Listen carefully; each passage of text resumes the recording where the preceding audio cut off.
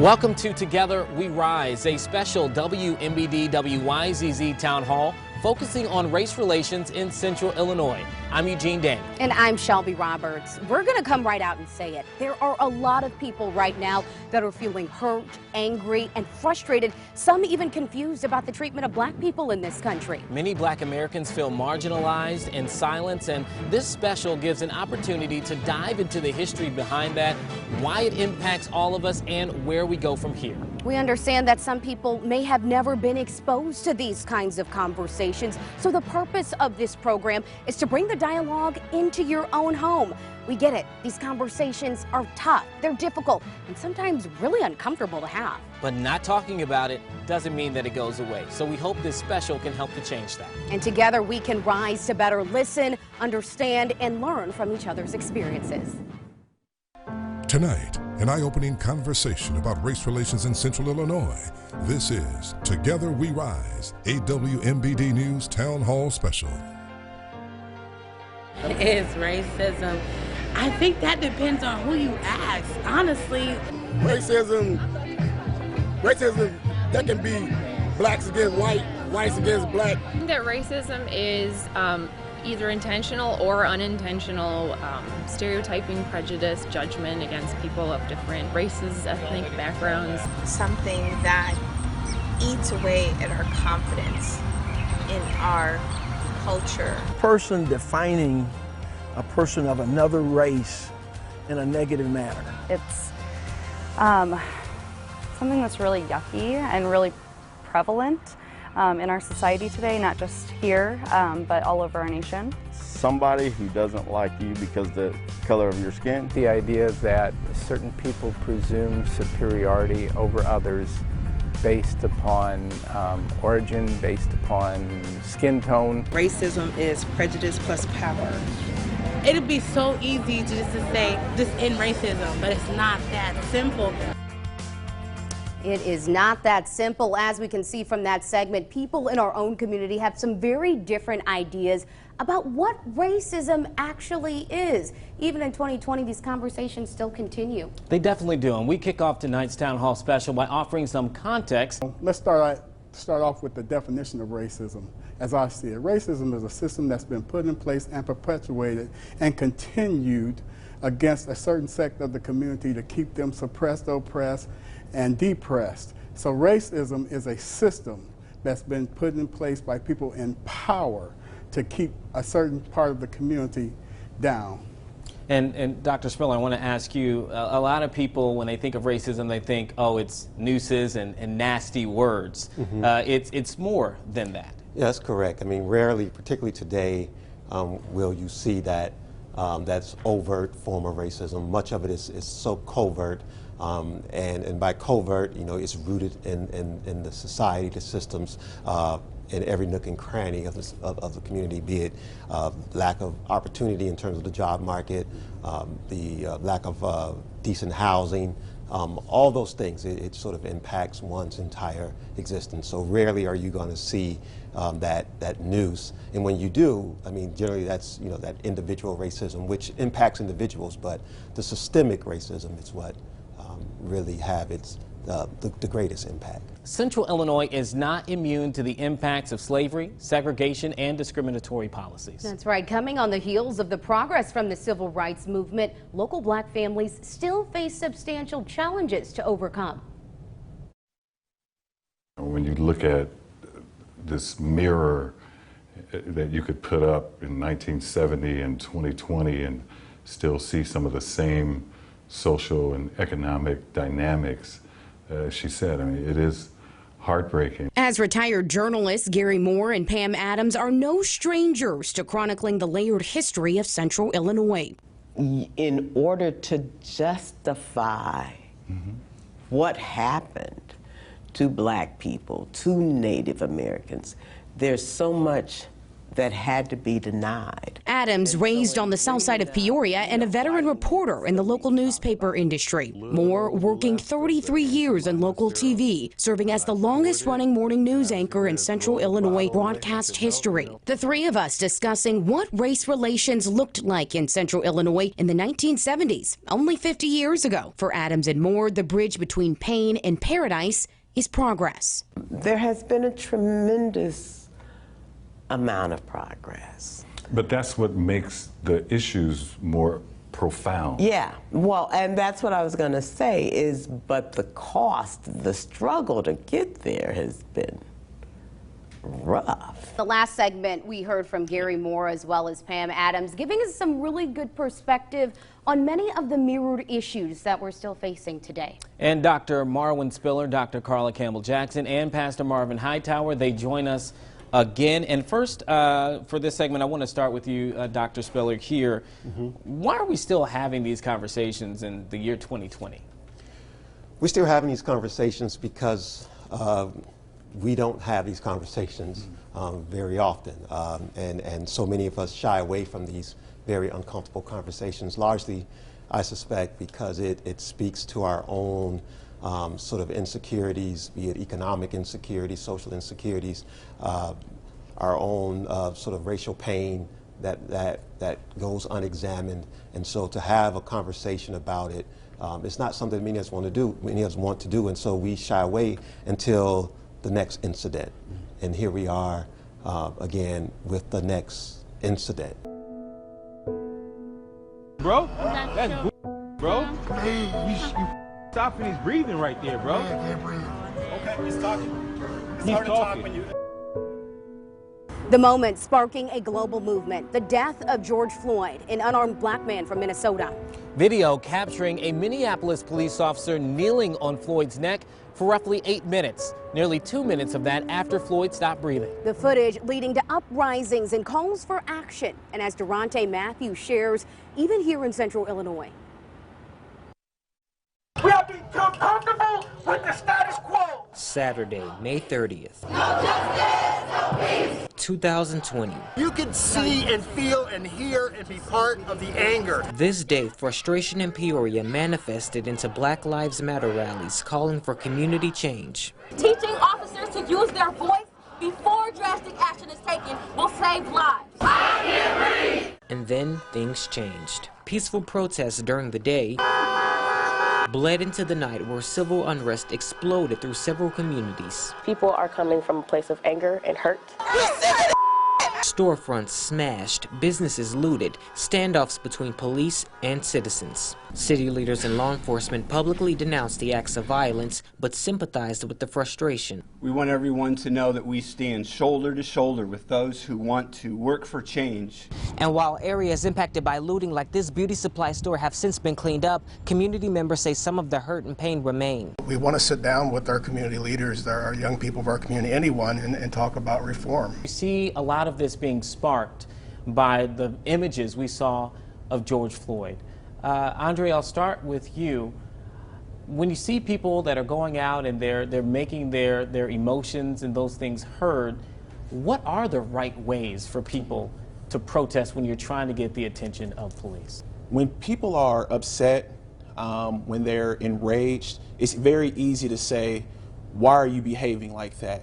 Because we only see the aftermath of their actions, but we don't see the root cause of what caused that. So that's when we have to put a different lens on and really understand the root of why they are behaving like this. And as the gentleman said earlier in the previous segment, this has been going on systematically in our country for generations. And so what we're seeing right now is just an explosion of emotions that has persisted in our country for centuries.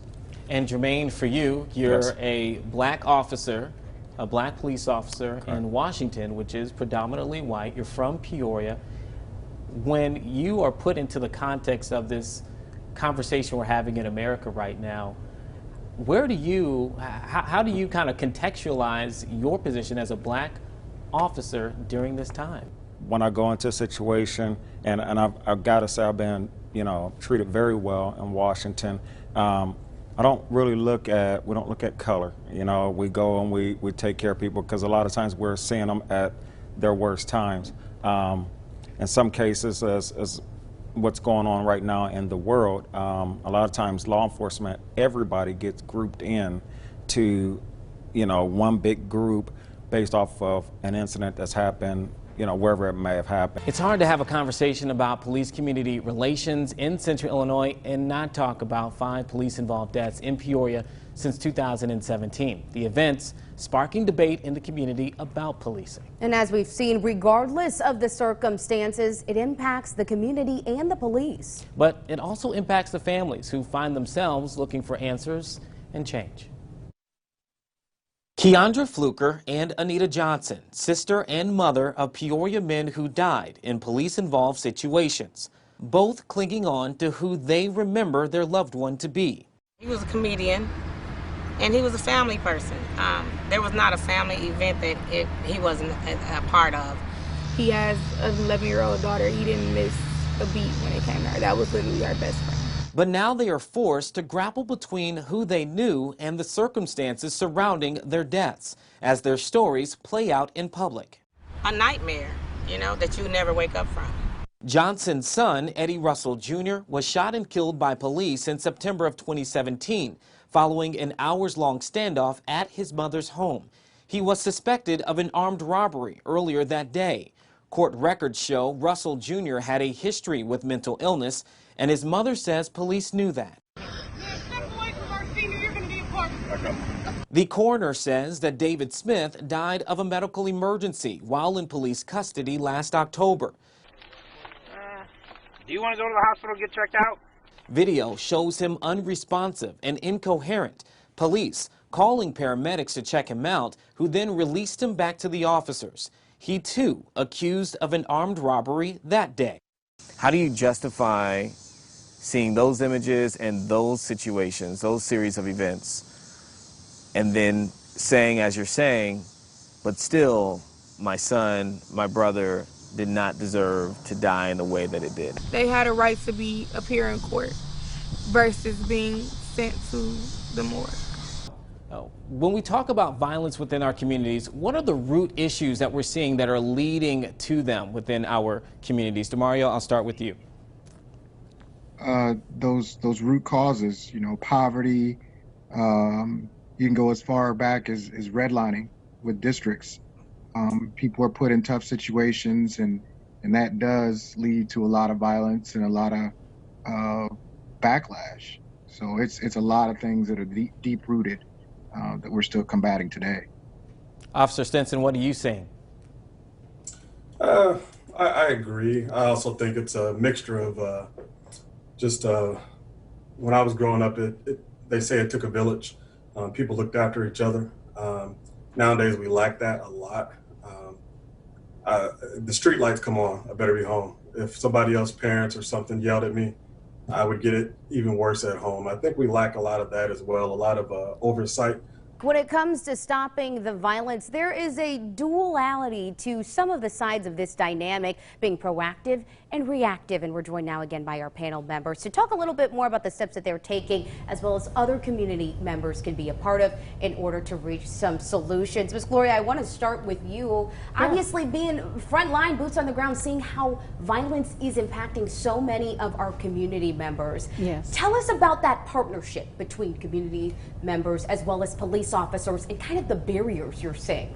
Basically, what we're doing as PCAP, Peoria Community Against Violence, we're staying involved. If we hear something, we're out there. If there's a homicide in Peoria, we're out there to support the families, the victims' families, and make sure everyone is safe and secure in the community. We need mobility. We need community mobility. We need people out there in the trenches making sure that our community is safe. The coronavirus is hitting our nation very hard, but the pandemic is starting to magnify some of the health disparities facing minority populations.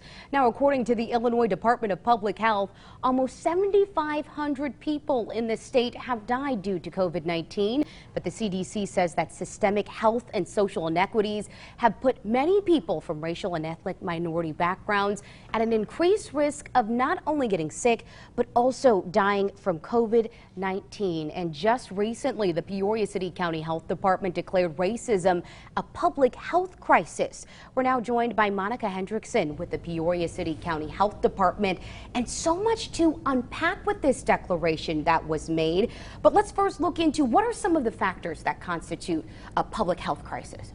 So a public health crisis can be a variety of items, but it really looks at the data that we're seeing in terms of the health outcomes and disparities we see in a community. And in Peoria County, as well as nationally and even globally, recognizing the fact that racism and the impacts of racism have led to disparities in health outcomes, so that people aren't achieving the highest level of health that they can achieve. Well, it is really interesting. Obviously, race, it's an idea, it's a social construct, but it has very real physical implications on people in our own communities across this country. How can that manifest itself physically on someone? So, we can see it in a variety of ways. One of them would be, for example, housing. So earlier you guys have spoken about housing and zoning rules. And so when you have poor housing, that can lead to respiratory health issues, and then it leads to what we see in terms of our mortality or death data. In Peoria County in 2018, our mortality data showed that the disparities between African American or Black versus white individuals was about 12 years difference. So they were dying at 12 years younger than their white counterparts. For the last hour on WMBD, we've discussed the historical context of some of these issues, the effect on education, and how to improve police-community relationships. And now we continue our journey by confronting ethnic disparities in healthcare. Our own Treasure Roberts shares why doctors say Black women are at a higher risk of dying during childbirth. Madison Duncan, Peoria-born, now living her purpose as a nurse at Emory University Hospital in Atlanta. I wanted to be just like her. So that's really what motivated me with the nursing. She was inspired by her mother, Roxana Duncan, a nurse at a hospital in Peoria. Madison says her mom's legacy still lingers. I just heard great things about my mom. Like, they're all like, that smile just brighten up the room. And just seeing like old nurses she worked with. I just remember one nurse just telling me like, oh, my heart is just so warm seeing you. It just reminded me of her. So I just seen like she made that impact on a lot of people. Madison grasping tight to stories she'd heard about her mom growing up, coping with the fact that she'll never again experience her love. Madison's date of birth was the day her mom died. Roxana's father, Chris Duncan, says on September 30, 1996, he was angry with himself. While he was working, his daughter was in a hospital bed clinging to life. And then I got a call at work that she's bleeding out. I need to get back to the hospital. I remember my grandma telling me remember my mom having like her nose bleeding and blood coming out the ears, and then that's when everything changed. Roxana's family says she was 26 and healthy. Her death caught them off guard. She had no looks of any, no illness that we were aware of.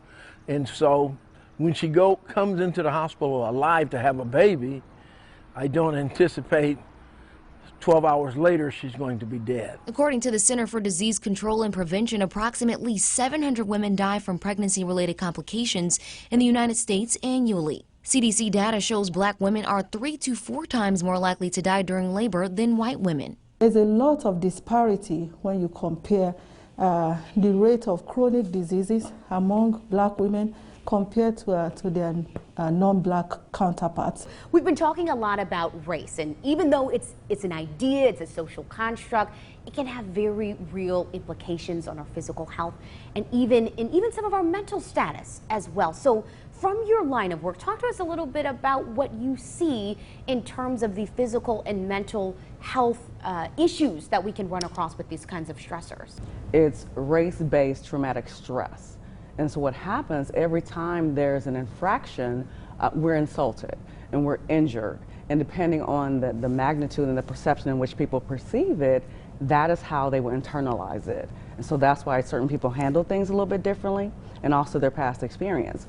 But it can manifest itself in stomach aches, headaches, depression, anxiety, anger, irritability. The list goes on and on, but again, it depends on the circumstance of each individual.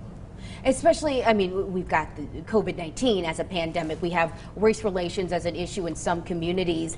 That seems to compound itself and can magnify some of those experiences. There are actually 3 pandemics. There's violence. And so when you look at all 3 of those, it's very heavy.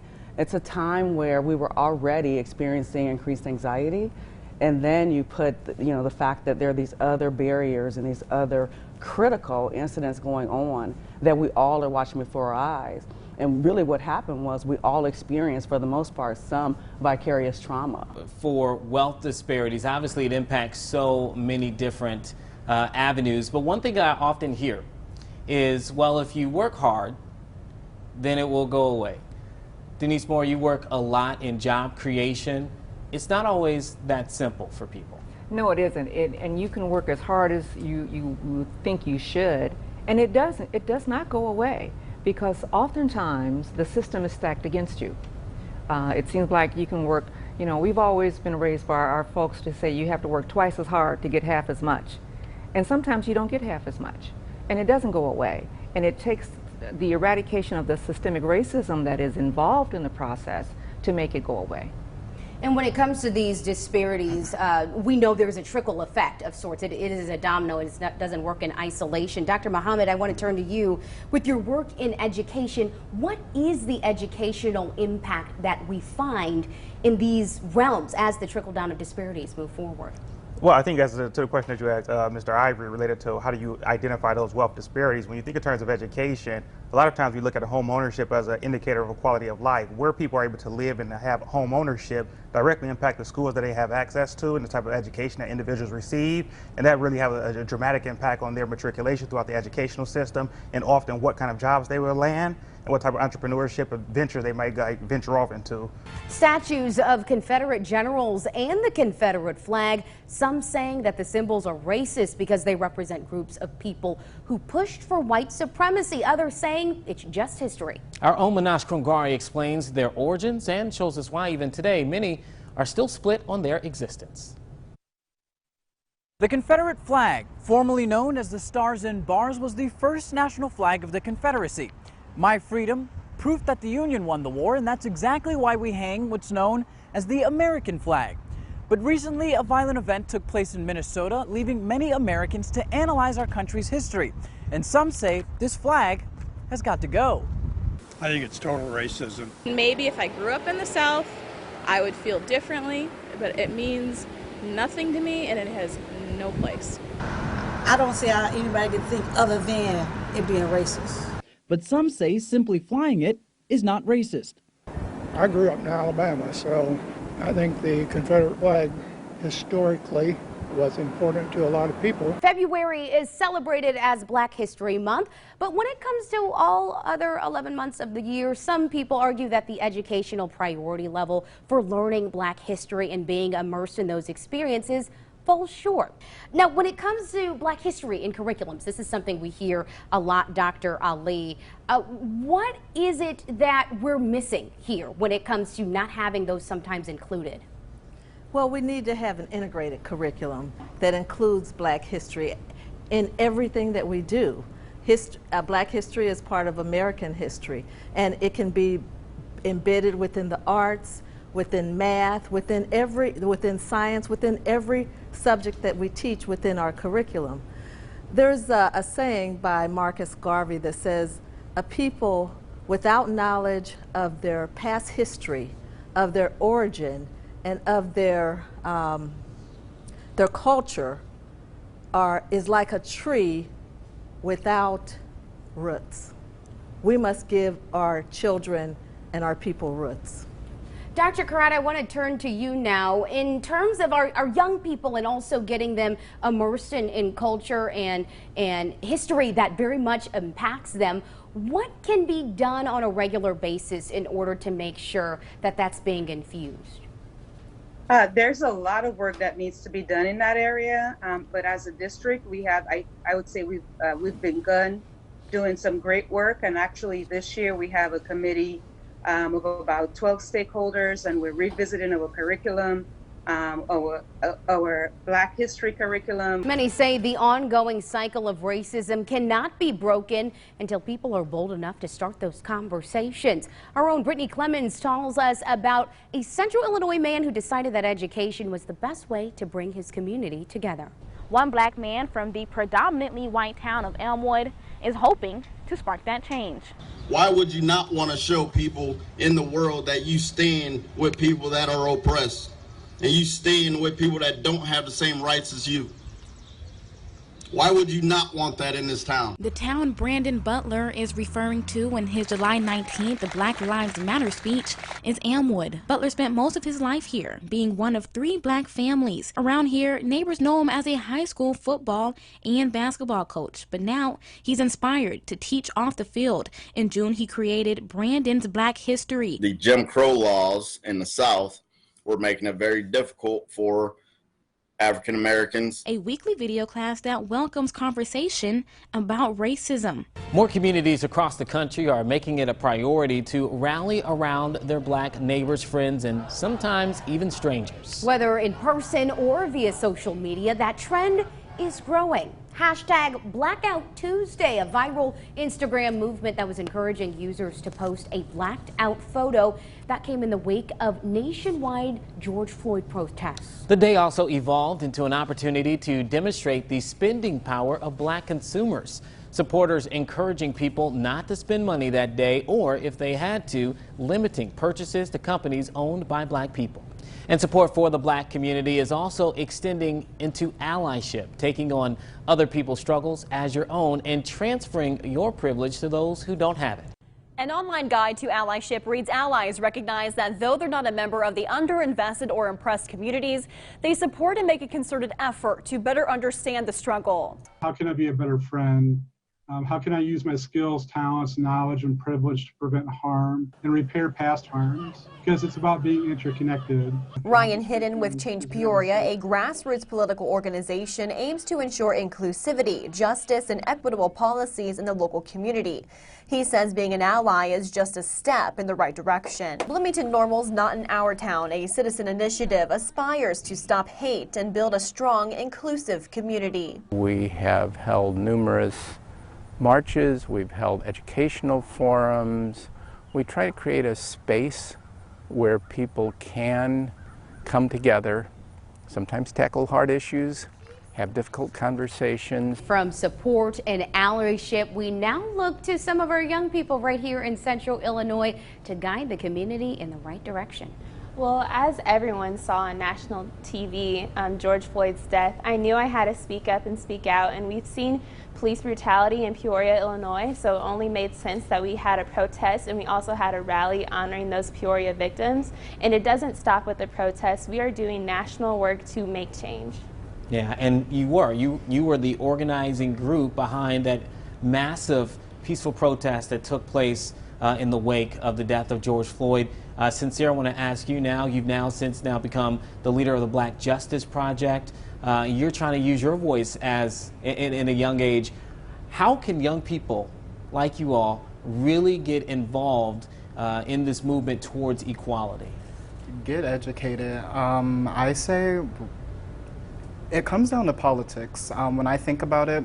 And like when we think of politics, I think we think about Trump and DC and vice president, but I think if young people get educated about local politics, and and are in the know of what's going on locally, then they can then they'll have the steps to, make the necessary change. Thank you so much for watching this Town Hall special. Again, we know that these are not easy conversations to have, but we hope by having them, it can lead to positive change. We want to thank our managerial staff for fully supporting this discussion, as well as our hardworking team of reporters and everyone else behind the scenes who helped to make this vision come to life. And most importantly, we want to thank you, the viewers. We know these are tough conversations to dive into, but we appreciate you taking time to listen, learn, and understand other people's experiences.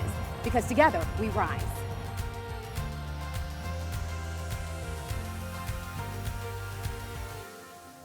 We just have to come together. I think it starts within ourselves. We have to look within ourselves and realize we're just as human as the next person. Listen to each other. I think that's really the most important thing. People need to put aside their differences. It doesn't matter if you're red or blue. It doesn't matter if you're black, white, Mexican, whatever. I think people need to validate other people's feelings You need to, on purpose, put yourself in a position that you are interacting with other people on a one-on-one basis to get to know someone outside of your own race or ethnicity. Making ourselves welcoming for people and ensure that we don't see each other as competition, but as allies and friends. We need to have these hard conversations that can help us understand each other in every separate community. People need to put up these guns, stop hating on other people. We all have the same desires, and that's to help one another, and we need to reach out and start trying to help one another.